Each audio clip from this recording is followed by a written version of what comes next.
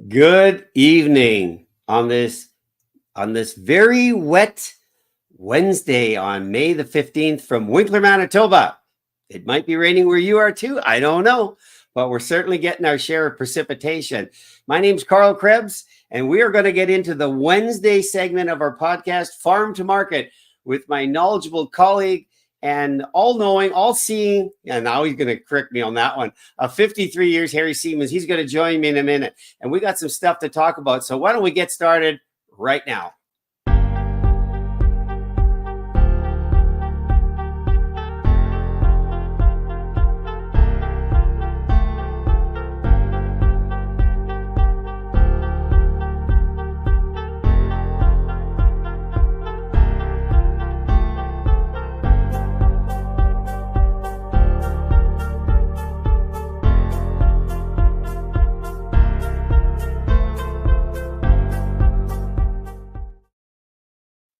Well, my name is Carl Krebs. I'm the host and the founder of Things That Matter, the real things that matter. And certainly one of those things, as I was thinking about a Wednesday podcast, was what about those prices we're paying in the market? How does that all factor in? What's happening in the producer's world that we may need to know about to deal with ever increasing prices in the market? And there was one guy who came to mind right away, and his name is Harry Siemens of Siemens Says. I'm going to bring him onto the stage right now because after 53 years, Harry, you know a lot about the ag producers. So let's just a brief synopsis, like 30 seconds of yourself and how you got to where you are right now. I know you're a farm kid, so let's start there and just give the update to the listener here. 1971, things weren't that great on the farm. In fact, the prices were bad. I came home from the University of Manitoba. I was going to get married that year. And so my father says, you know what, Harry, there's an advertisement in the Red River Valley Echo, and they're looking for a farm broadcaster at Radio Southern Manitoba. The last thing, no, it wasn't ever even on the radar screen that I would ever do that. I applied. A month later, I was in the studio working with Jim McSweeney, who was the production manager, morning man, and I was, I think, the last guy that he actually physically helped and trained as a broadcaster, and the rest, they say, is history. That was 1971. Well, that's a lot of years. You know, Harry, when I first met you years ago, I was just intrigued by this career. We don't see that today, that a person would stay in an industry and have a career of that length. But certainly you bring a lot of depth and insight. And I know you attend a lot of events, which is where you get a lot of your information. You're still actively writing and engaged with people. So in the last couple of weeks, we talked about some interesting stuff. We talked about the COOL program, the country of origin labeling, and how that could possibly affect us and what we need to know about it. We talked about wild pigs even. I thought that was an interesting thing that never knew we have wild pigs and how we're going to control that. And in last week's, to bring it up to speed for our listeners, we had a talk about the algae problem in Lake Winnipeg. Is there anything you want to add or update us on in any of those areas?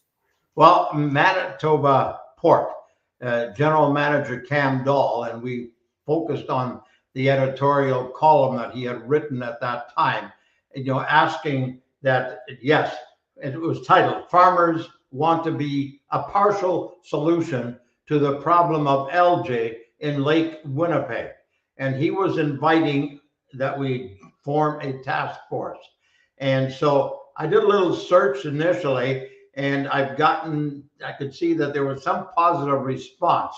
I should have gotten a hold of Cam a little bit earlier. I sent him an email. I said, number one, I said, a great editorial, a great way of approaching this particular problem. We want to be part of the solution.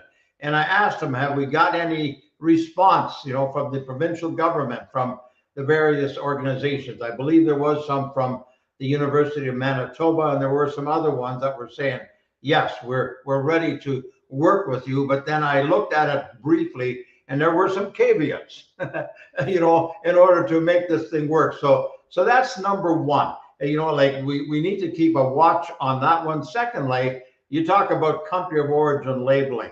We had in 2015, we had mandatory country of origin labeling Canada, Mexico took that to the World Trade Organization, won it, and it basically really helped the hog industry continue to flow across the border. Now the U.S. government has not only proposed, but they've set the rules in effect January 1st, 2026. And I was on a webcast a couple of weeks ago, and that thing isn't going away. And again, Cam Dahl being the spokesman for Manitoba Pork, he says, Harry, I'm really, really concerned about what that voluntary country of origin labeling will do. The U.S. government, the biggest meat purchaser in the United States, has said, you know what, if you want the product name labeled made in the USA on it, you got to make sure that that calf, that pig, that chicken, that they are born, raised, and processed in the United States. Right, and that's the real potential, because as you said in previous, there are in the hog industry, there are many. How many million weanlings go across the border every year? Wow. You know, we could be talking about wild pigs, and we could talk about squeal on pigs, but not on this one. Here we got 3 million from Manitoba producers going across into the Midwest of the United States. Yeah, that's an awful lot of pigs going south. Yeah, and you know what? If this voluntary country of origin labeling, I mean, it is in effect. The rules are there. If it stays in effect, and they're still having some time, to negotiate and see if they can't ease some of that. But it doesn't look like the U.S. government is going to back off on this thing. So we will have that. And what does that mean? I mean, processors in the United States, they can still take pigs that have come from Canada, but they can't put the product label on it, that it's made in the USA, and the U.S. government doesn't buy it. So what do you think the processor will do? So it's voluntary on one hand, but on the other hand, it's maybe even more compulsory than anything else. So Cam Dahl again told me, you know, we've got the World Trade Organization ruling from 2015. That one, they're going to pursue that and see if they can't make that thing work for this one too. So we'll keep you updated, folks, as that goes, as things develop there. But today, what's happening in the ag industry right now? What's of prime concern to the producer? Let's get it straight from you, because I know you're monitoring. What's the concern of the producer today in breaking news, call it? I'm looking at a release from the Wheat Growers Association of Western Canada.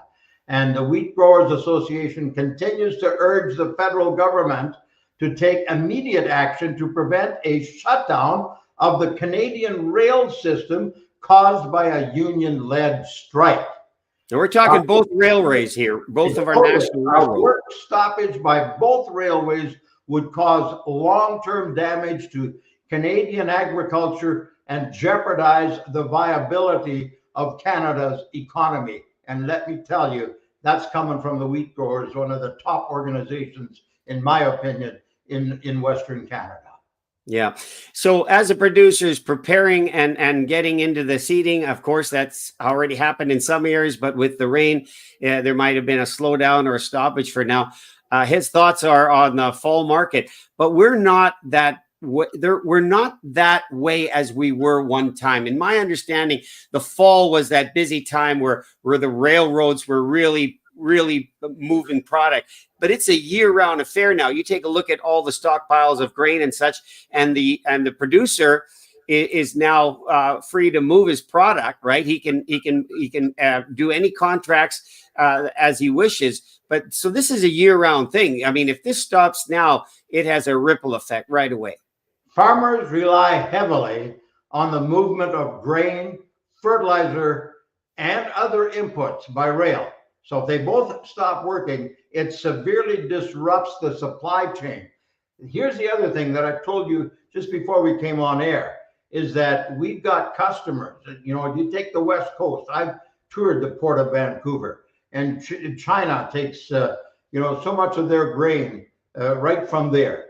And so we shut down the railroads. That means our countries who depend on the product to feed their people, we aren't reliable supplier anymore. It's like I told you before. If you're going to tell your company where you're trucking to and saying, you know, I'm not quite sure if I'm going to be around tomorrow, whether I can do this next week. Well, pretty soon they're looking for somebody else.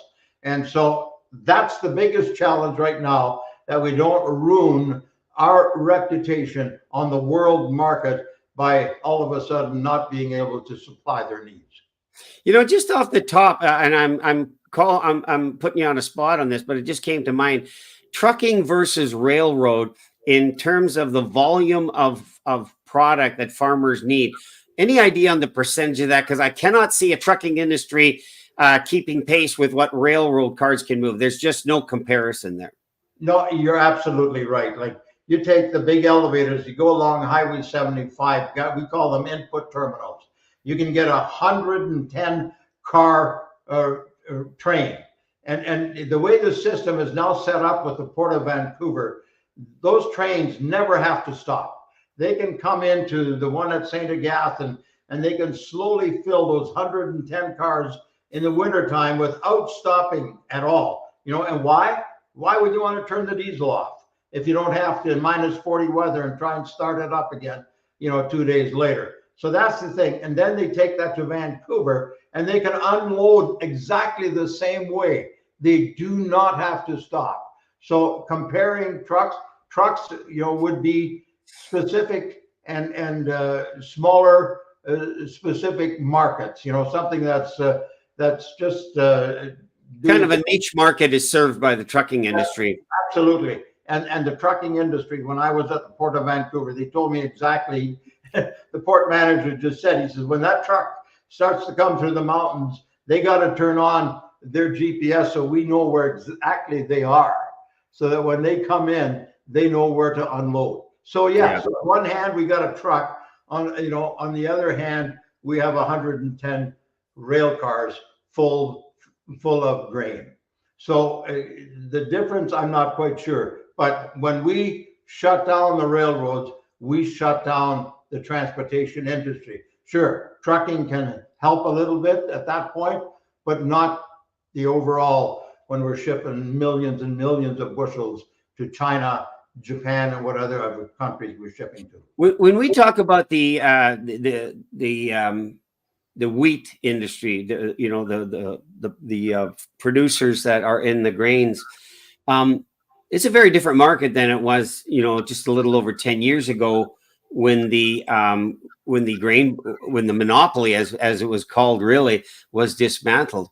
So today we have the farmer dealing directly in the market.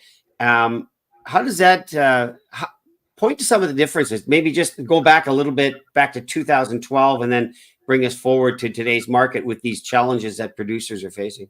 For 45 years, we had the Canadian Wheat Board, and it was a really good tool when it first started. You know, it was there to work on behalf of farmers. But as it developed and developed, the monopoly became bigger and bigger and bigger, and they weren't always having the best interests of farmers at heart. They had the monopoly at heart. And that's the one that started to bug me already in 1980, when I started to take a stand saying, you know what, we need to give farmers the freedom to market.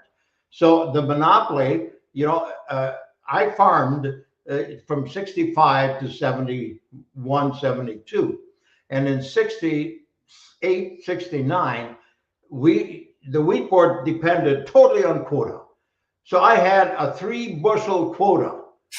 And that meant that out of 100 acres, I could deliver 300 bushels. That's it. At $1.30 a bushel, I couldn't make it on that, because there just wasn't, they weren't selling the grain. There was a glut. And so farmers were caught in this monopoly. But the other thing people are still wondering, is it better without? It's absolutely better. Why?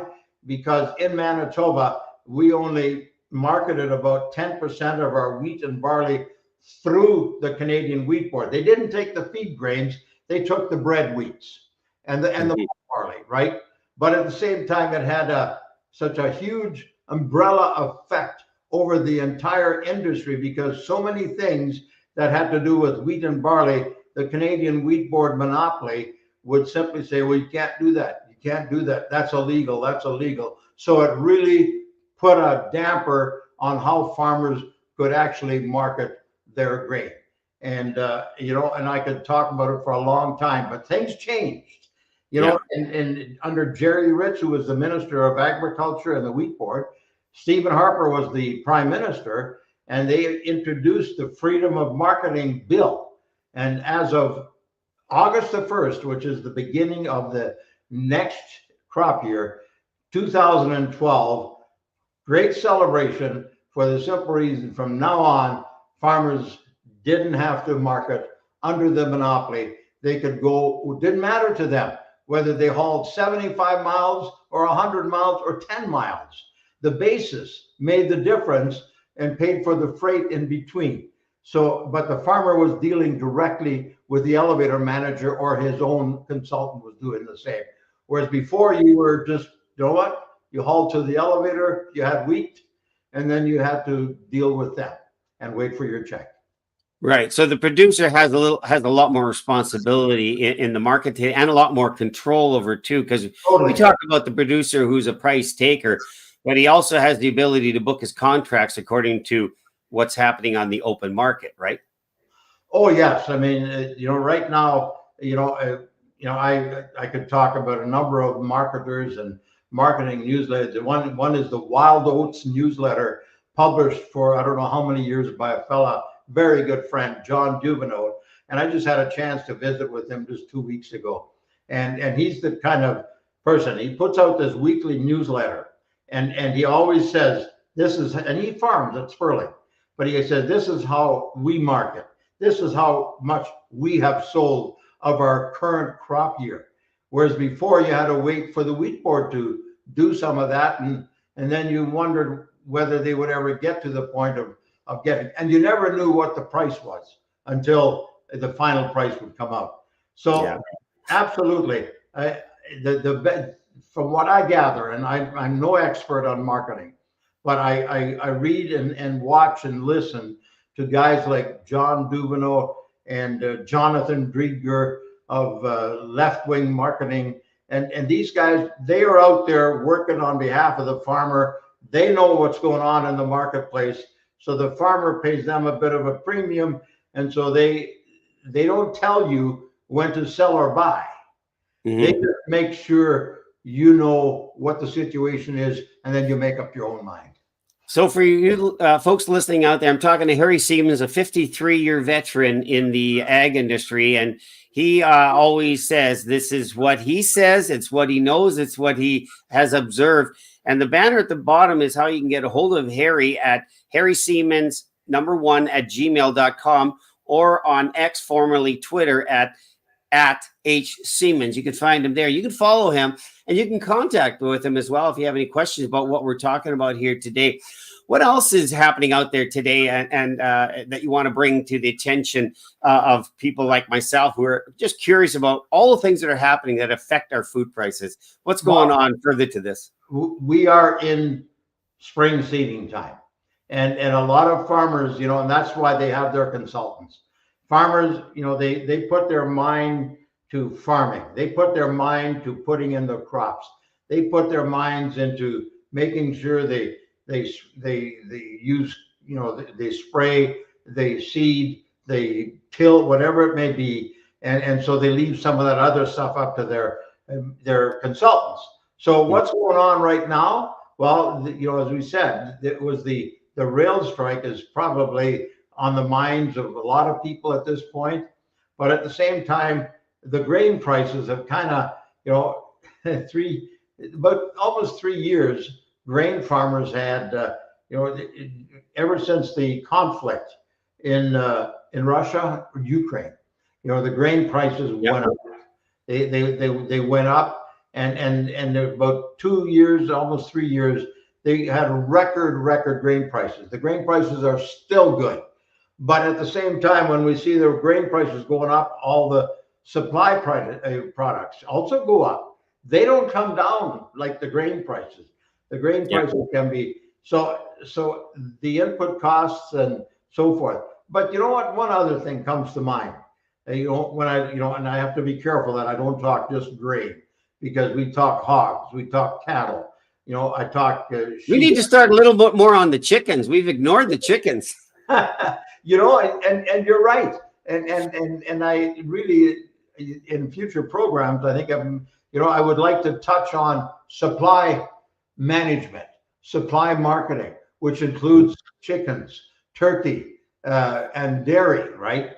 And, Yes. and eggs, of course, eggs, and so that's a totally different ball game. But at the same time, they all require feed. They all require grain, and when the grain price, is when the production fluctuates, the grain price fluctuates, and in those cases, you'll see, prices that affect the consumer prices. I haven't watched as closely, the food professor, who's on Twitter regularly, and he's been keeping tabs on what is going on in the food prices that have nothing to do with supply or anything like that. It has to do with monopoly that the big three grocery store companies have. And I think that's where it really gets relative to the consumer who walks in and says, "What the heck happened to lettuce this week? Why am I paying so much?" I know in the midst of all that was COVID and whatever side you're on, it doesn't matter. The reality was you were paying exorbitant prices for a head of lettuce. I remember some guy was somewhere in northern Ontario telling me about paying $12 or $15. I was blown away. I thought, you must have got that wrong. But he said, no, I just was there. So those are things that are happening. And we're trying to connect the lines and connect the dots here so the consumer can say, wow, there's a lot going on. Yes, there is a part that the grocery stores are in on it. And we'll talk about that. I'm not afraid to go there because it's a fact. That with that kind of monopoly, they control the prices in the market, what they'll pay for it. Yeah, totally. And that's the, I can't even imagine somebody was saying, what if you only have $50 a week to buy groceries? What are you going to buy? Are you going to still be able to, are you still going to be able to eat healthy? No, you can't, and so those kinds of things. And I saw $200 the other day and there was no meat in it. And I talked to a buddy of mine, same thing in Alberta. You talk to anybody, they look at what's in their cart and the exorbitant price it is. And you say, that's incredible. Where is the limit on that? It's like, where's the limit on housing? Where's that going? It's totally unaffordable. Are our groceries going to be unaffordable? And you know what happens, Harry, with I'm absolutely certain of this. I can't give you the data, but people start to compromise on the quality of the food just to fill bellies. Oh, and that's dangerous. Absolutely. I mean, I had a chance to visit with a manufacturer from Germany a couple of years ago, and he was saying how many, like 2 billion, maybe 3 billion people that really all they ate was bread, every day. And he did the comparison of the calorie intake between European people and African people, and it was huge. Like protein was so much higher in this side, and when you're just eating bread, but at the same time, that's all that they could afford at that particular time. So you know what, Carl, I feel really sorry. You and we hurt when we see some of those grocery prices, and it's not, but then there's those people that are totally on a fixed income, and what do? They have a family of 3 or 4. My daughter and her husband, they have 6 children, and they're all growing. They're all growing children. And if they've got boys, they got boys with hollow legs. I remember I was a boy with hollow legs. And they try to always make sure that there's, the proper protein and the proper food on the table, healthy food. But at the same time, so many families, if you're living, even on welfare in the city of Winnipeg or wherever it may be, Winkler, Morton, doesn't matter, and you only have a few dollars, and then you know what? And then if you're smoking yet or something like that, and then all of a sudden there's very little money left to buy good food. And so that's why I hope, in our shows that we can continue to work on, and I'm going to work closely with my friend, the professor, and he's got a real eye on what's going on with food prices across the country, and he's not afraid to tell us what the situation is. Well, that's it, because we now I'm going back to what Cam Dahl's letter was all about. There's a lot of finger pointing in all of this. When we look at the prices that we're paying off the shelf, out of the produce section or in the meat cooler, who knows where to put the blame? The prices are just exorbitant. Who's picking up on that? Because we're in an industry, we're in a time where there's too much month left at the end of the money. People are trying to, derive whatever income, but there's a limit to what that can happen. The jobs aren't going to be necessarily keeping pace. I haven't even actually kept track of the COLA, the cost of living allowance, in terms of that. I don't know if we even talk about that anymore, but it seems to be getting out of reach. And so when we get to finger pointing, as Cam was talking about in terms of the algae problem in Winnipeg, how do we look at the prices in the market and who's to blame for those rising prices? And that's what we're trying to do here, is give a little bit of context to the conversation. Those people, and I don't want to keep harping on that, but there's animal activists, there's other people that want to blame things on the productive agriculture. As one person told me a couple of years ago, Harry, be absolutely, keep your eyes open. He says there are organizations, there are big money people that somehow want to get the farmer into a situation where they don't have the whole productive agriculture going on. They want them to raise pigs in the backyard. They want them to do this. And so if all of that pressure is on agriculture and producers, exactly that we're going to cut back on production. We cut back on production, the prices go even higher. Supply and demand, simple, basic economics. A good part of that, but at the same time, there's also some other things are at play as well. Yeah.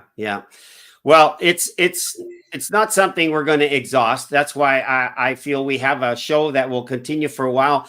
But again, I think the context is everything. If we don't have the conversation in context, we're going off on a wild goose chase to find out what the truth is. Now, that may not change the price, but it helps you understand that who is driving this? Why are these prices continuing to go up as wages are not keeping pace with that? People are not earning the kind of money that deals with your three essentials: your food, your shelter, and your clothing. How is it possible then that a young family is going to be able to survive in that market? It's perilous for that family. And not only that, in agriculture right now, all the way, especially in the processing and in between, we are probably about 40% short of employees. We need people to work, and that's why they keep trying to open the borders to get those people in to work in the processing industry of food. And yet, I know there are processing plants that are not going at maximum. Why? They don't have enough people. And then you see a company like I forget now, the Red Lobster, running down 50 plus stores, in the United States. Why? To try and stave off bankruptcy. Why?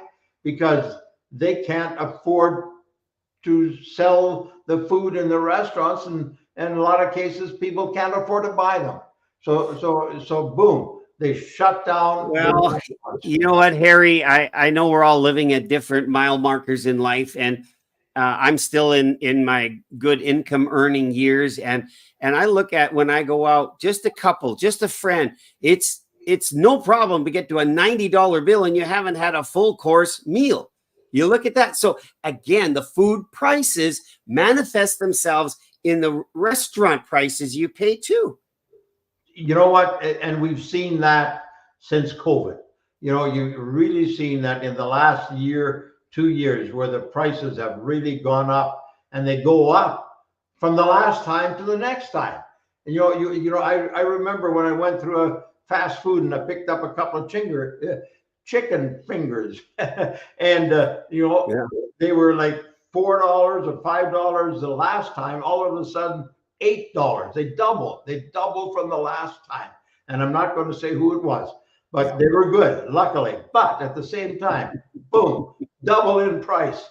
And why? Because the cost to the, in this case, we'll talk about that sometime in the future, about the whole aspect. Yeah, we got to get into that for sure, because we're right at the bottom of the hour here, and I just want to say it's a pleasure to have you here. I'm looking forward that we're going to be able to, hopefully get some facts out there. That's what we want to do, is be purveyors of what we know to be true, versus leaving it up to the imagination of the listener and the consumer out there to draw all the wrong conclusions. But I know you're a big supporter of the ag industry.